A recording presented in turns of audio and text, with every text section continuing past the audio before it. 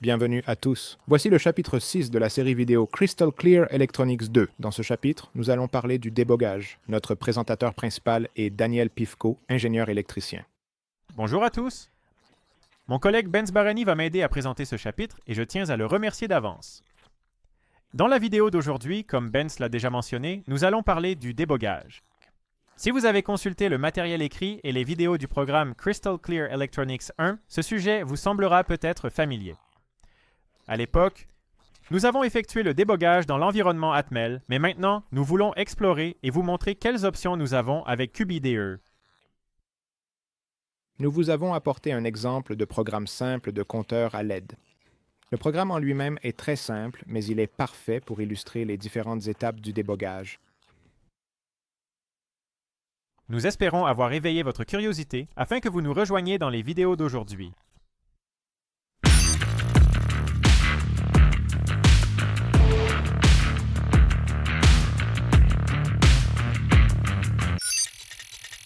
Bienvenue à tous. Voici la première vidéo du chapitre 6 de la série Crystal Electronics 2.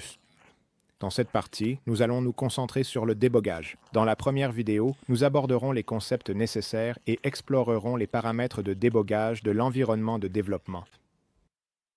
Le 6e chapitre a été rédigé par Tamas Horvat et Gergely Lagler et révisé par Istvan Christophe Chakoy. Qu'est-ce que le débogage?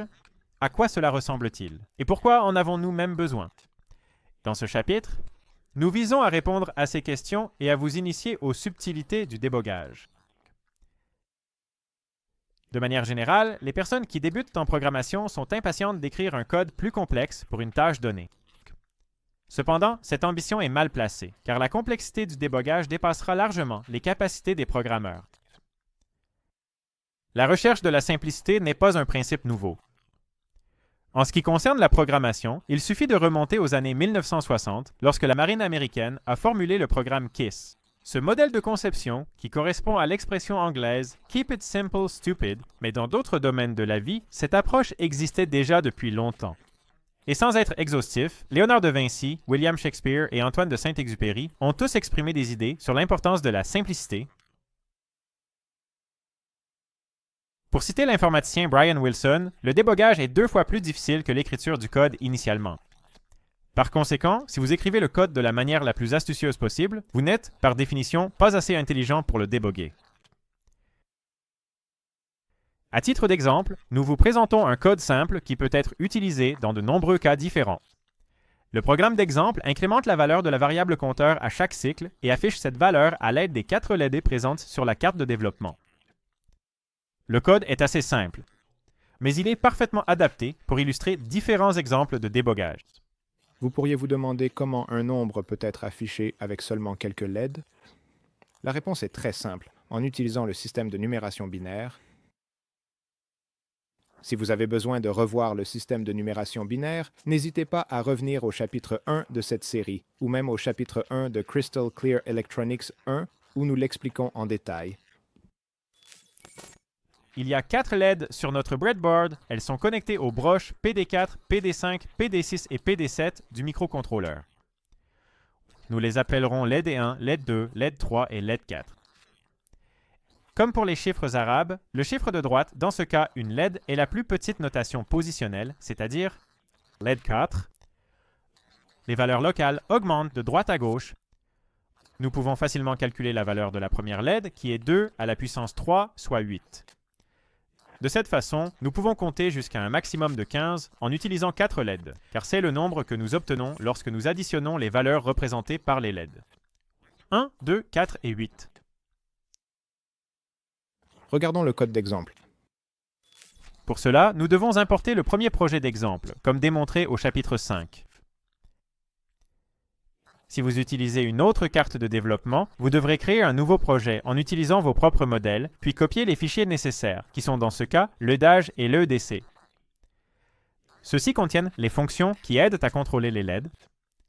Comme dernière étape, vous devrez fusionner les fichiers main pensée. Si nous regardons le code d'exemple, nous nous attendons à ce qu'il incrémente le compteur pour la LED toutes les secondes environ, puis qu'il recommence à 0 lorsque la valeur maximale est atteinte. Nous ne pouvons pas affirmer que la valeur change exactement toutes les secondes, car le code fonctionne en insérant une simple fonction d'attente. La méthode hell_delay n'est pas adaptée pour une synchronisation précise, ce qui nécessite une solution complètement différente. Nous parlerons de ces solutions dans les prochains chapitres. Assez parlé, essayons notre programme. Tout d'abord, nous devons le compiler, ce que nous pouvons faire simplement en cliquant sur le bouton Build. Nous sommes déçus de voir que le programme nous affiche beaucoup d'erreurs, donc ce n'est pas bon pour le moment. Nous devons nous engager sur la route chaotique du débogage pour tout corriger. Dans cet exemple, et au bout du compte, nous pouvons être fiers de nos jolies LED lumineuses. En général, face à un bug, il est judicieux de prendre du recul et de commencer par examiner la situation dans son ensemble. C'est utile car il peut y avoir des interdépendances dans le code. Donc, si vous ne corrigez que le bug en question, vous risquez d'en créer un nouveau, et ainsi de suite. Corriger le code de cette manière peut prendre beaucoup plus de temps que si nous avions pris le temps d'examiner la situation dans son ensemble au départ, puis de la corriger de façon systématique. Les erreurs dans un logiciel peuvent être divisées en deux grandes catégories. Les erreurs de syntaxe, qui peuvent être considérées comme des fautes de grammaire, et les erreurs sémantiques, qui sont analogues à des erreurs logiques. Les erreurs de syntaxe sont plus faciles à détecter et à corriger. Cette erreur est détectée lors de la compilation, c'est-à-dire lorsqu'on appuie sur le bouton de compilation.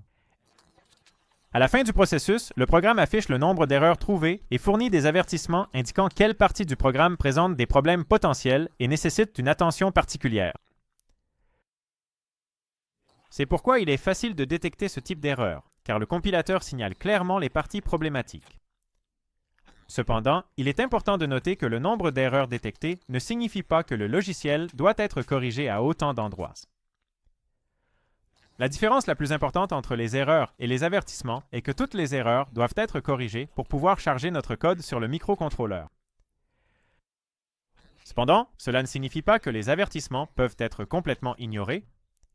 Les ignorer totalement peut entraîner des erreurs sémantiques par la suite, qui prendront beaucoup plus de temps à trouver et à corriger que si nous avions déjà pris en compte les avertissements avant la compilation. Plus loin dans ce chapitre, nous rencontrerons des erreurs sémantiques qui auraient pu être évitées en corrigeant l'avertissement généré par le compilateur. Revenons maintenant à notre code. Nous pouvons voir les messages du compilateur après la compilation dans la fenêtre de la console. Dans ce cas, il y a eu 19 erreurs et un avertissement lors de la compilation, mais heureusement, ils sont tous causés par une seule structure de programmation défectueuse. Pourquoi n'avez-vous pas besoin de faire autant de corrections qu'il y a de fautes? Je vais vous révéler un secret. Ce n'est pas que les développeurs ont réussi à créer un compilateur complexe sans savoir compter. Ce n'est pas du tout le cas. Le compilateur possède une fonctionnalité très utile pour trouver et répertorier les erreurs, mais malheureusement, il n'est pas assez intelligent pour examiner en profondeur l'interaction de ces erreurs. Lors de la compilation, il examine chaque instruction, y compris ses préconditions, et répertorie toutes les erreurs ou avertissements qui peuvent survenir. Pouvez-vous découvrir ce qu'il faut changer dans ce cas? Pour vous aider, je vous indique que vous n'avez besoin de changer que 2 caractères. Si vous souhaitez réfléchir à cela, n'hésitez pas à mettre la vidéo en pause. Ne vous inquiétez pas si vous n'y arrivez pas, nous corrigerons cela ensemble plus tard. Si, après la compilation, vous ne voyez aucune erreur ni aucun avertissement, vous pouvez vous féliciter un instant. Il n'y a définitivement aucune erreur de syntaxe dans votre programme. Cependant, je dois dire que ce n'est que la partie facile. Le vrai débogage consiste à corriger les erreurs sémantiques. Les erreurs sémantiques sont celles qui se produisent à l'exécution. Donc, si vous téléchargez votre code écrit qui ne comporte aucune erreur de syntaxe sur l'appareil et qu'il ne fait pas ce que vous attendiez, c'est ce à quoi vous êtes confronté. Ici, il se peut que le code semble s'exécuter correctement, mais que le résultat soit différent de ce que nous voulions, ou bien qu'un morceau de code provoque une défaillance du système et son arrêt. Dans le cas des systèmes embarqués, même si nous ne traitons que la partie logicielle, il vaut la peine de jeter d'abord un œil au matériel. Benz, peux-tu nous donner quelques exemples que tu as rencontrés au cours de ton travail? Bien sûr. Les LED peuvent être branchées à l'envers. Ou bien un composant de mauvaise valeur peut être utilisé et une broche de contact défectueuse peut également causer des problèmes.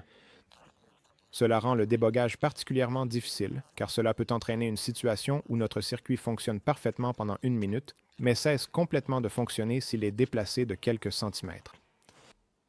Un problème typique dans les circuits comportant plusieurs modules est l'absence de masse commune. Eh bien, oui.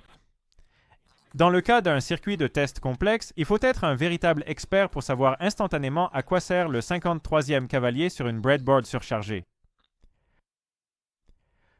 Sans parler du fait que, si nous retirons et réinsérons impatiemment et avec force un fil, surtout après des heures à chercher la solution à notre problème, nous pourrions provoquer de minuscules ruptures invisibles qui pourraient saboter notre travail futur. C'est pourquoi il est important de commencer par déboguer notre matériel, car même en faisant très attention, il est facile de commettre de petites erreurs. La deuxième étape consiste à revoir le logiciel du point de vue du développeur et s'assurer que nous avons écrit ce que nous voulions écrire et avec la logique que nous souhaitions utiliser. Si cette étape a été réalisée, nous pouvons commencer le débogage. Dans un premier temps, il est utile de vérifier les paramètres du débogueur. Son interface s'affichera automatiquement lors de la première exécution du débogueur, mais si vous souhaitez la modifier par la suite, vous pouvez également le faire. En cliquant sur l'icône déroulante à côté du bouton Déboguer, puis sur le bouton Configuration de débogage à l'intérieur, vous pouvez revenir à cette interface à tout moment si nécessaire. Ici, les paramètres qui nous intéressent se trouvent dans l'onglet du débogueur, mais il convient également de parler de l'onglet principal. Ici, nous pouvons voir quel projet nous souhaitons déboguer et quel fichier nous voulons utiliser à cette fin. Ce sont des champs parfaitement clairs et nous n'avons pas besoin de les modifier. Le champ projet contiendra le nom du projet que nous avons commencé à déboguer et le champ application C++ contiendra le fichier exécutable du projet que STM32Cube IDE a créé automatiquement. Continuons à explorer les paramètres dans l'onglet Débogueur. Regardez d'abord la section Paramètres de connexion GDB où vous pouvez définir le mode de connexion du programmateur. Par défaut, il s'agit du paramètre local, lorsque le dispositif de programmation est directement connecté au matériel à programmer. Vous devez choisir la deuxième option si vous ne souhaitez pas vous connecter directement au matériel, mais préférez déboguer de manière indirecte, à distance ou via Internet. Dans ce cas, il vous faudra bien sûr également configurer le port approprié. Dans le menu déroulant ci-dessous, nous pouvons sélectionner l'outil de débogage. Notre carte de développement dispose d'un ST-Link intégré à partir duquel deux options sont visibles ici. OpenOCD est un logiciel open source, tandis que le serveur ST-Link GDP est une version développée par ST. Dans ce cas, les deux sont fonctionnels, mais nous utilisons par défaut le ST-Link, c'est-à-dire le serveur ST-Link GDP dans ce chapitre. Ensuite, nous allons configurer l'interface. Mais avant cela, prenons un moment pour explorer les autres options. Cependant, nous aborderons cela dans la prochaine vidéo. D'ici là, au revoir. Au revoir.